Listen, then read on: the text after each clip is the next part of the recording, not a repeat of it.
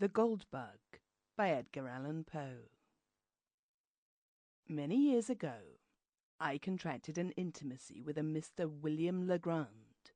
He was of an ancient Huguenot family, and had once been wealthy, but a series of misfortunes had reduced him to want.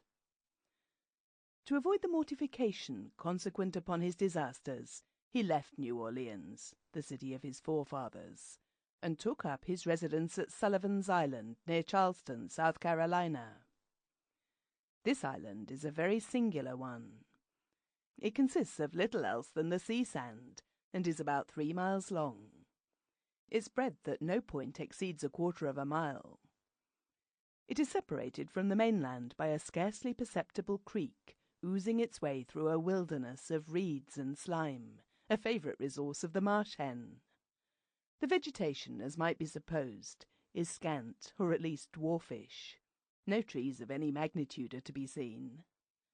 Near the western extremity, where Fort Moultrie stands, and where are some miserable frame buildings tenanted during summer by the fugitives from Charlton dust and fever, may be found, indeed, the bristly palmetto.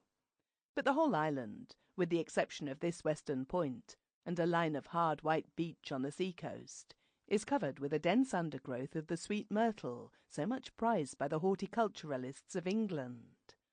The shrub here often attains the height of 15 or 20 feet, and forms an almost impenetrable coppice, burdening the air with its fragrance. In the inmost recesses of this coppice, not far from the eastern or more remote end of the island, Legrand had built himself a small hut, which he occupied when I first, by mere accident, made his acquaintance. This soon ripened into friendship, for there was much in the recluse to excite interest and esteem. I found him well educated, with unusual powers of mind, but infected with misanthropy, and subject to perverse moods of alternate enthusiasm and melancholy. He had with him many books, but rarely employed them. His chief amusements were gunning and fishing, or sauntering along the beach and through the myrtles in quest of shells or entomological specimens. His collection of the latter might have been envied by a swammerdam.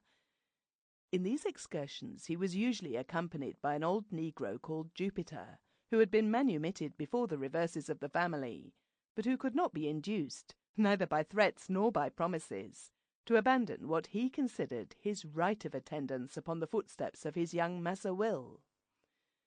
It is not improbable that the relatives of Legrand, conceiving him to be somewhat unsettled in Sample complete. Ready to continue?